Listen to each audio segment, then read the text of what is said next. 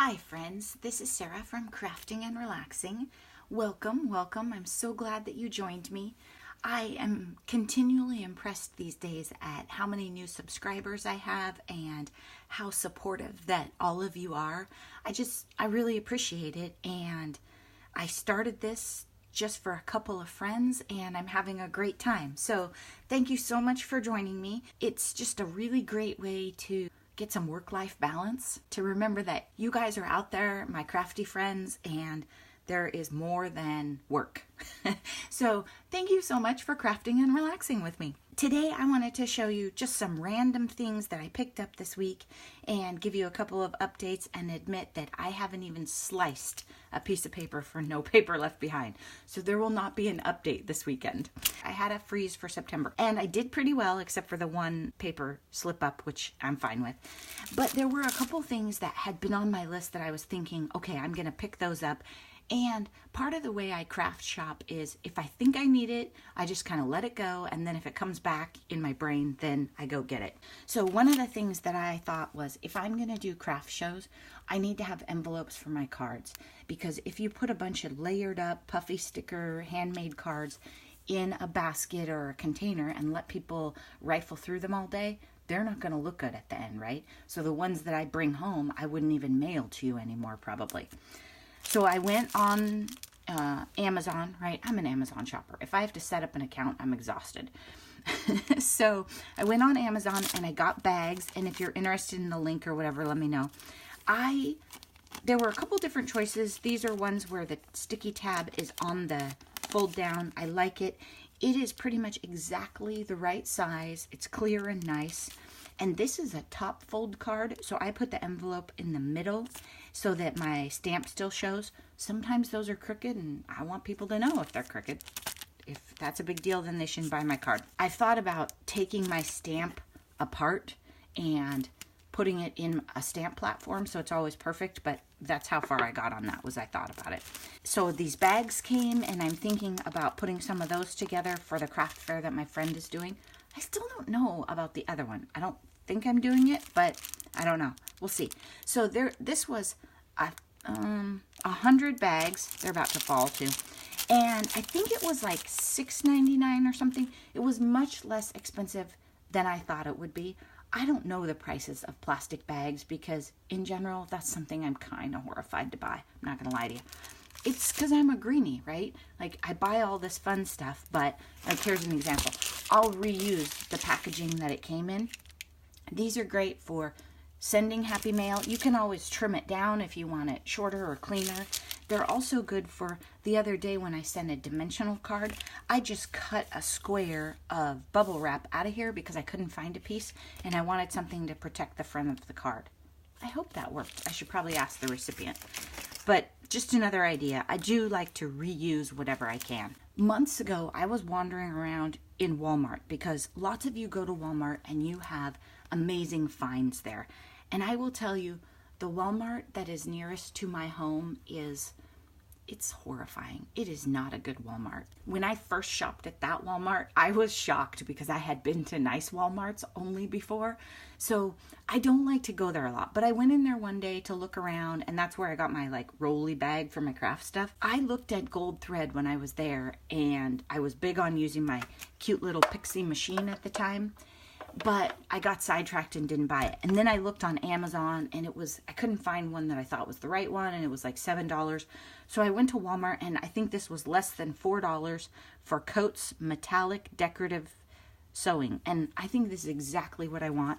So I'm finally going to take the yellow thread out of this pixie machine that I bought it with. Somebody else left me a message that they got one of these pixies at a garage sale for $10 too, so congratulations. And then I'm going to switch it to gold for Christmas cards. I might switch it to silver, which I didn't actually purchase for the winter cards because I think that would be super fun, but I don't know.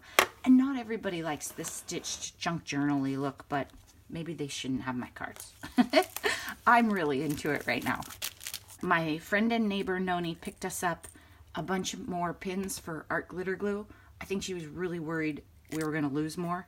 I like this because there's a blue one in there, and I had a blue one. I am loving this. I've got a giant ribbon, thick, sturdy, like a, what do we call those? Grosgrain. attached to my pin with a glue dot, and it has been a saving grace. I highly recommend it. I've seen bead dangles. Be careful that they're not too heavy, because that seems like that would mess you up. And flowers. I was looking for a flower and I couldn't find one that I liked. Blue ribbon. Perfect for me. But I didn't buy them. They just showed up. Okay, here is another thing that just showed up. And you junk journalers, oh my gosh, this thing is so fun. My friends were cleaning out a bookcase in their house, and they saw this and thought, oh, Sarah would like that. And they didn't even know how excited I was. I was reading them parts of it last night. It is called Your Household Guide. It is from Imbler, Oregon, which we looked up, and like even in 2010 was like a couple hundred people. We didn't even know where it was, and we live in Oregon. And it's from 1951. And it has things in it, like it has some ads in the back, so you could use those for a junk journal page. Time savers. When making a lemon pie, instead of grating the lemon rind, boil the rind in the water before adding the sugar. The flavor is just as good, and it saves time. There's cooking things. There's, like, somewhere in here it said, sew a button on with dental floss because it will last the entire life of the garment. There's a couple of, like, cool old-looking tax form things in here. It's to help you do your taxes. Oh, we're going to talk about insects, state capitals. I got to find that one. It's just fun. It's not as yellowed. You know, it could be more yellowed. Oh, gardening tips. But I could tea dye it. I could ink it. Paul Bunyan Company, Pioneer Flowering Mill Company. It is super fun. It almost looks like a retro reproduction thing, but I think it was probably some sort of fundraiser or community builder. I can't find the tax thing, you guys, and it's awesome. We got to find it. Federal, okay, 48. There's just all kinds of weird stuff. Look. Employer's quarterly federal tax return. It's going to tell us how to figure it out, fill it out, and give us a little sample. It's just fun. Federal old age benefit laws. This is a fun little thing. And I like the fact that it has the plastic binding, so I can take it apart and not rip the tabs if I want, and then I can have those in my pages. Great for junk journals. And again, I'm happy to share pages. If you see something like this and you want me to mail you a portion of it, I'm not going to use this whole thing. My vision for this is not to take it, and I guess someone could, but it wasn't really to turn it into a junk journal. It was to take pages out of it. I also went to Dollar Tree. I went to Dollar Tree because I went through my stash and I didn't have any gold mirror paper. I am down to this. There's been a terrible miscalculation in my shopping. I think it's because I'm such a blue lover. I always buy silver. And honestly, I like silver. I had like one piece of gold mirror paper and I used it. And then I went online to look, and we're going for a girls' beach weekend, and I'm not going to have it in time. So I thought, okay, I have this one. This is garage sale paper from the Awesome Garage Sale. I'm sure you've seen that video. It's amazing. Then I went to Dollar Tree. I saw these during my freeze and asked other people about them and on Instagram, and you guys said they were fabulous. So I got green and gold. It's 3 sheets in there for $1. It's very thin, but word on the street is that it doesn't shed. Some people glue it to cardstock. I don't think I care either way. I think I just wanted gold. It seems to me that when you make Christmas cards, you have to have gold glitter. Is that crazy? And that was a problem I had in my fall stuff. I just didn't have any. I bought these hearts. Now looking at this paper, they don't really go, but I thought, well, if I don't use them for Christmas cards, I'll use them for Happy Mail. Create your own ornament, little tiny stockings, and they included string.